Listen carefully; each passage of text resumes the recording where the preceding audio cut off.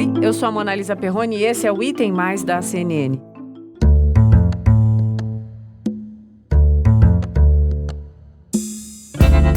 Meus cumprimentos ao presidente da Assembleia Geral, Ali Trek, ao secretário-geral Ban Ki-moon e a todos os chefes de estados e delegados aqui presentes. Senhor presidente da Assembleia Geral, Nasser Abdulaziz Al-Nasser, senhor secretário-geral das Nações Unidas, Ban Ki-moon, senhoras e senhores, chefes de Estado e de governo. Senhora presidente desta Assembleia Geral, senhora Maria Fernanda Espinosa, senhor secretário-geral da ONU, Antônio Guterres, senhoras e senhores chefes de Estado e de delegação, senhoras e senhores. Obrigado a Deus pela minha vida, pela missão de presidir o Brasil e pela oportunidade de restabelecer a verdade, o que é bom para todos nós. Senhor presidente da Assembleia Geral, Tirani Mohamed Bandi, senhor secretário-geral da ONU, Antônio Guterres, chefes de Estado, de governo e de delegação, senhoras e senhores.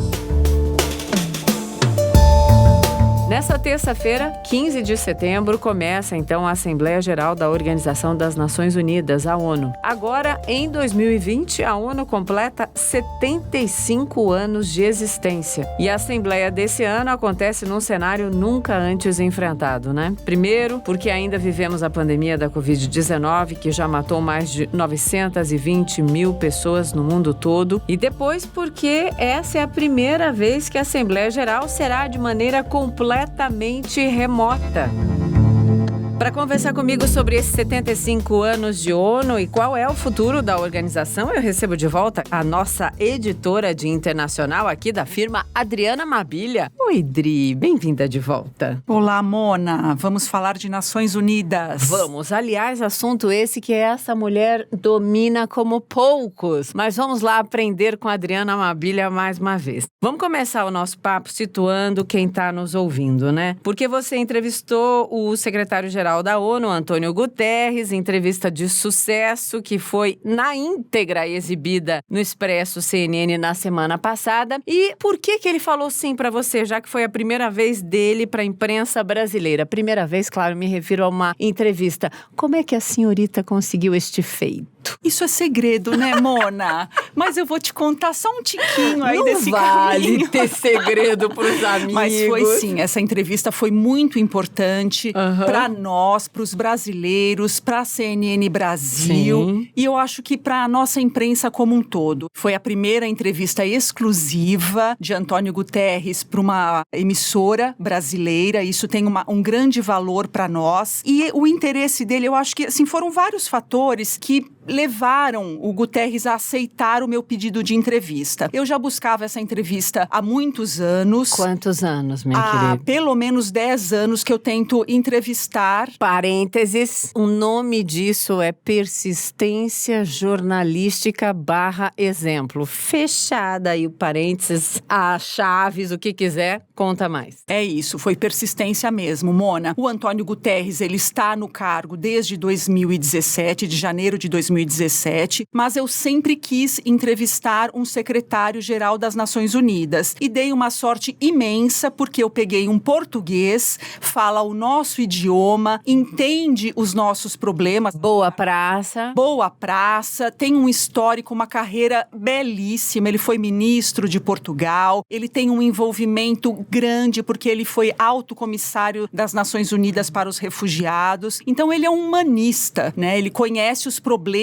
assim do nosso mundo muito de perto e ali na raiz, na base. Então é uma grande pessoa, é uma grande personalidade. Então foi duplamente para mim uma entrevista grandiosa. Sim. Porque é um humanista e porque foi uma entrevista exclusiva para a CNN Brasil, para nós. E que repercutiu muito, continua repercutindo ainda, até porque a gente tem um marco aí na história da ONU, né? A ONU faz 75 anos agora, em 2020, e vamos falar que ela foi criada para evitar, eu posso usar esse verbo, evitar novos conflitos, né? Ela foi criada depois ali da Segunda Guerra Mundial. Claro que as guerras estão aí, muitas sangrentas, genocídios, coisas terríveis, mas ela tem um papel no marco, digamos assim, civilizatório do século XXI, é isso? Tem, muito importante. E ele falou sobre isso na entrevista, Mona. A primeira pergunta que eu fiz para ele foi justamente: a ONU, ela foi criada num contexto pós-Segunda Guerra Mundial e justamente para evitar novas grandes guerras. Aí eu perguntei para ele o que deu errado, sendo que nós estamos aí com a guerra do Iraque, da Síria, Afeganistão, nós temos dezenas de conflitos no continente africano. Isso.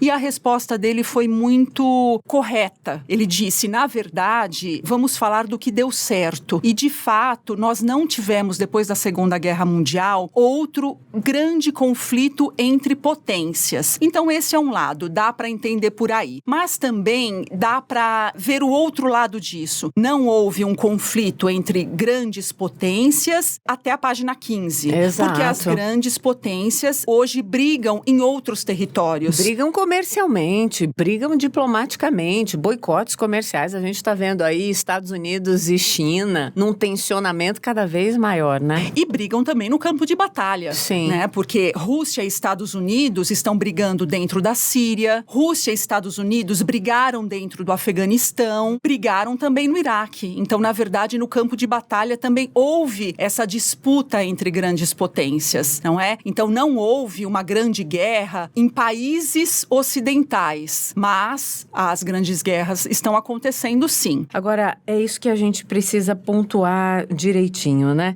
O objetivo primordial era esse, né? De quando ela foi criada, evitar novas guerras no mundo. E eu queria entender, surgiram outras pautas importantes. Hoje, 75 anos depois da criação, eu consigo identificar, ou a gente consegue apontar qual é a prioridade da ONU, ou quais são, se fosse usar o plural, Mabília? Sim, as prioridades da ONU são as seguintes: diminuir a desigualdade. Esse é um tema de Antônio Guterres. Isso não é utópico? Mona, não digo que, assim, totalmente, se a gente for pensar totalmente, é utópico. Total. Porque não tem para todo mundo e a gente sabe. Mas dá para diminuir diferenças, porque hoje a riqueza mundial está nas mãos de meia dúzia de pessoas. Então, a ONU trabalha para que essa diferença seja reduzida. Então, isso é possível. E isso vem sendo trabalhado e vem sendo alcançado de alguma forma. A eficiência da ONU em relação a esse questionamento, a esse problema, é muitas vezes questionada. Dizem que ali meio que virou um palácio, um elefante branco pelos gastos, quanto custa. Não é assim. Para quem está ali dentro, tem que ter essa representação, esse diálogo, mesmo a gente vendo essas diferenças profundas. Século XXI, a gente vê lugares do mundo onde as pessoas não têm saneamento básico, não precisa ir para longe. As diferenças profundas estão aí. A ONU, de fato, serve para alguma coisa quando a gente fala, vamos lutar por algo, vamos diminuir as diferenças? De verdade? Mona, eu vou te fazer uma proposta. Quando a gente fala ONU, a ONU não serve para nada. A ONU não funciona. A gente está jogando a responsabilidade numa instituição em algo praticamente etéreo. Sim, concordo. Vamos entender, vamos fazer um exercício. Vamos pensar a ONU como sendo nós mesmos. Quem é a ONU, na verdade? A ONU são os países que ali estão. Ou seja, a ONU representa o que nós somos. Então, se a ONU não está funcionando, a humanidade não está funcionando. Sem dúvida. É esse o exercício que a gente tem que fazer. Porque o que é decidido na ONU nada mais é do que a decisão do coletivo, dos países que estão ali. Eu nem me referi sobre as atitudes. Eu repito, por exemplo, o que muita gente fala sobre o custo daquela estrutura, né? Aquele lugar gigantesco, aquele prédio enorme, aquelas pessoas, o custo daquilo. As pessoas questionam o custo, né? Porque o indivíduo tem o seu custo e cada um se mantém. Você acha que esse é um questionamento raso? Precisa ser mais profundo? Eu acho porque é preciso que haja aquela estrutura toda para fazer tudo funcionar. Uhum. Então, o que a gente tem que pensar é, quem decide ali são os líderes mundiais. Eles precisam ser cobrados individualmente. E aquela máquina, ela é necessária para fazer funcionar. Sabe são que as eu já agências tive. da ONU. Você já esteve lá? Já. É impressionante. Eu acompanhei o ex-presidente Fernando Henrique Cardoso numa Assembleia Geral da ONU e é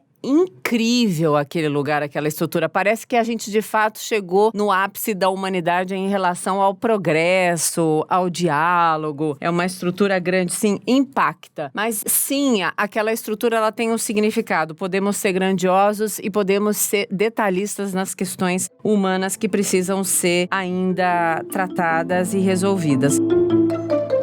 A pandemia da Covid-19 e as crises geradas, por ela fizeram ainda mais evidentes os problemas do mundo que nós estamos pontuando. Mas vamos ser mais didáticos, então. Claro, problemas que o mundo já enfrentava. Desigualdade econômica, crise ambiental, violência, só para citar os mais complicados. Então, vamos falar mais sobre isso. A gente tem aqui no Brasil o presidente Jair Bolsonaro, que tem criticado demais o trabalho da OMS, que é um órgão vinculado às Nações Unidas. Como é que a ONU fica nesse cenário de muitas críticas, mas pontualmente agora no cenário pandemia, e também críticas essas muito alardeadas pelo próprio presidente americano Donald Trump? Sim, o Donald Trump e o Bolsonaro, eles têm a mesma linha ali de pensamento contra a globalização, que é o que representa a ONU. A ONU, ela é o sentido da globalização, ela representa o multilateralismo. E o tema da Assembleia desse ano é justamente esse, é reforçar a importância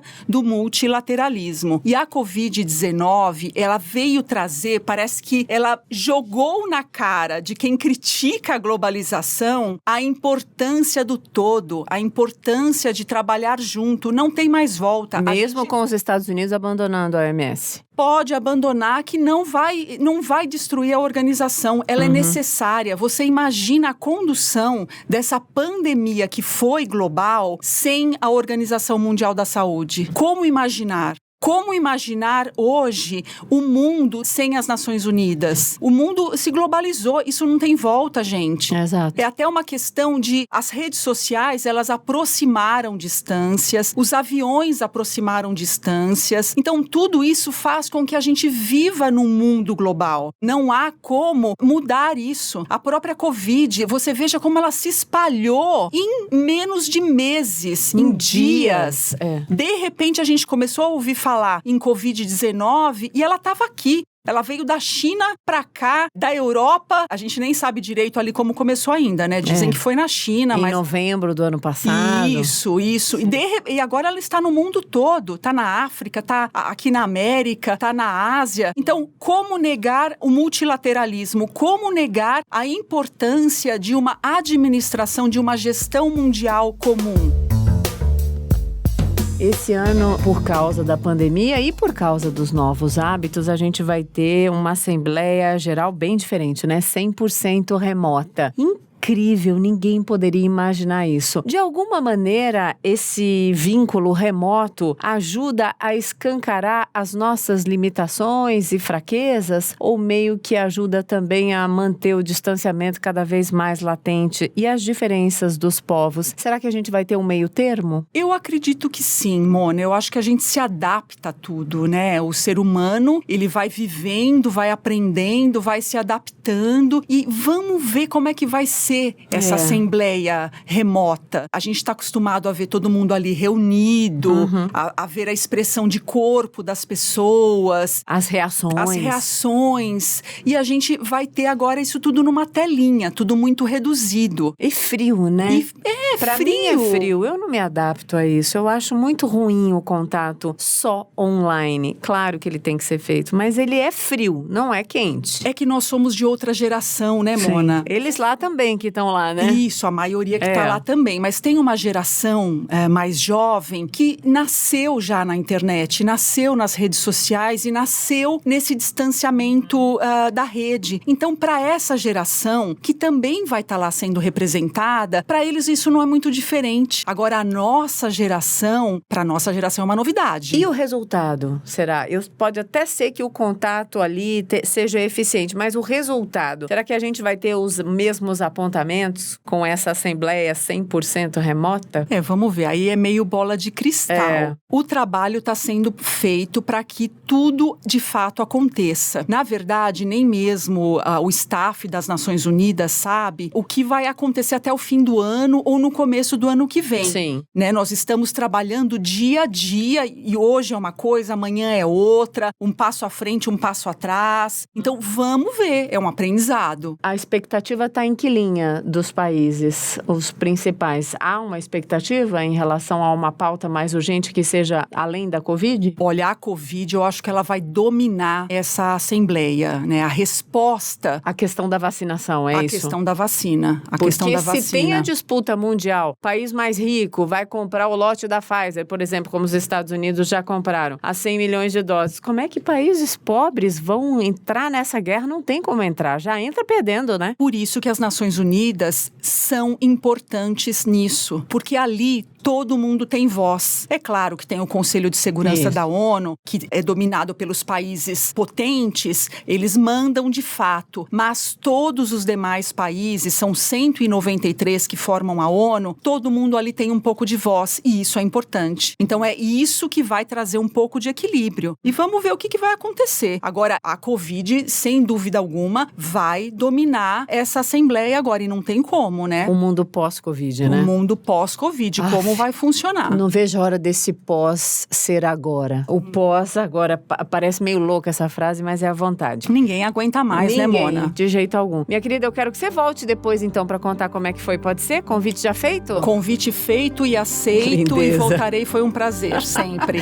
O prazer é meu. Um beijo!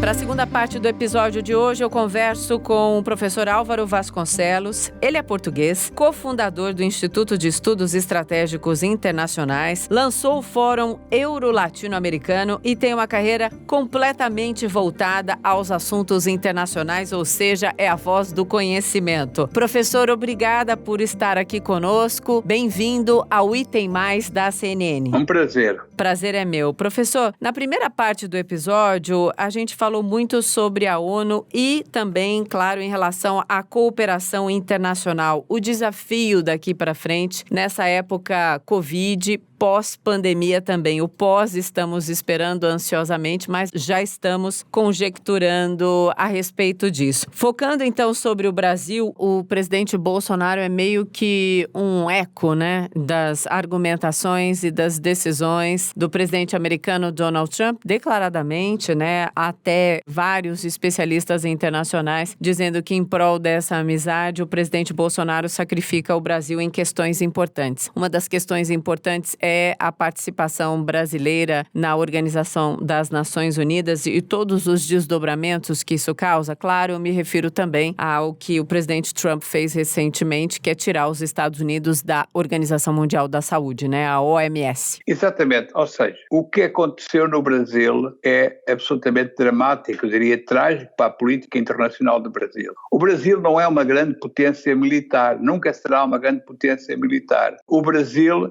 não é um país que, do ponto de vista económico, seja um país dominante na cena internacional do ponto de vista económico, embora seja uma economia importante. O que o Brasil tinha é aquilo que na política internacional e na estratégia chama soft power. Era um enorme poder de atração. Enorme poder de atração, uma enorme simpatia internacional pelos avanços significativos que tinha feito a sua democracia durante as presidências de Fernando Henrique Cardoso, de Lula e de Dilma, e que tinha dado ao Brasil um enorme prestígio internacional. Progressos do ponto de vista democrático, mas também progressos nos direitos dos brasileiros, na sua enorme diversidade. Por exemplo, estou a lembrar do impacto extraordinário que tinha os progressos nos direitos dos homossexuais no Brasil, das questões de género em geral, mas também, muito importante, o facto de o mundo saber que o Brasil, durante os 20 e tal anos dessas 3 presidências, tinha tirado uma parte significativa da sua população da miséria. O Brasil era visto antes um país extremamente injusto, não um país pobre, mas um país extremamente injusto, com graus de desigualdade enormes, e tinha sido um dos poucos países dos BRICS, dos países emergentes, onde a desigualdade tinha diminuído. Ora, esse poder de atração do Brasil foi está-se a perder completamente com o triunfo de Bolsonaro, o triunfo de ideias obscurantistas, a perseguição às minorias e os atrasos nas políticas sociais. O Brasil vai dever ou precisa dar explicações para o mundo nessa Assembleia Geral desse ano, que vai ser muito diferente, né? 100% remota, completamente diferente de tudo que a gente viu. É isso, a necessidade de dar explicações, porque senão as consequências podem vir de uma maneira mais intensa? Sem dúvida. Eu estou a pensar, por exemplo, duas grandes questões que o mundo enfrenta: a pandemia e a questão ecológica. As consequências sociais e económicas. Nessas duas questões, hoje o Brasil não é um ator importante, significativo, nem um ator em que as pessoas confiem, que pode dar uma resposta positiva e realista e necessária a duas das maiores ameaças que pesam sobre a vida na Terra, ou seja, a própria pandemia, em que o Brasil tem tido resultados extremamente negativos, e a questão ecológica, em que o Brasil deixou de ser um ator importante do combate contra o aquecimento global e é visto como tendo uma perspectiva extremamente nacionalista, em particular sobre a Amazónia, e onde o negacionismo sobre as razões do aquecimento global tem crescido nos setores que apoiam Bolsonaro e até em setores do governo brasileiro. Portanto, as Nações Unidas este ano terão estas duas questões no centro do debate, a questão da pandemia e a questão ecológica. Que respostas tem o governo brasileiro a dar sobre estas questões? Não tem respostas, não tem um balanço positivo sobre nenhuma das duas, não participa de forma ativa na cooperação internacional para a resolução de qualquer uma destas duas questões essenciais. E por isso será numa situação de fraqueza e de fragilidade que o Brasil irá dialogar com os seus parceiros internacionais nas Nações Unidas este ano, na Assembleia Geral, porque essas questões são as questões essenciais, são aquelas que vão estar na mesa da discussão. Sim, professor, muito obrigada por essa análise, muito obrigada aí por apontar o que o mundo vai ter que prestar atenção de verdade, mais ainda. Até uma próxima. Obrigada. Muito obrigado. Todas as notícias importantes, os debates importantes que ocorrem ali na Assembleia Geral da ONU, você acompanha, claro, em todas as plataformas da CNN Brasil. Amanhã a gente se ouve? Sim, a gente se ouve mais. Em Teco.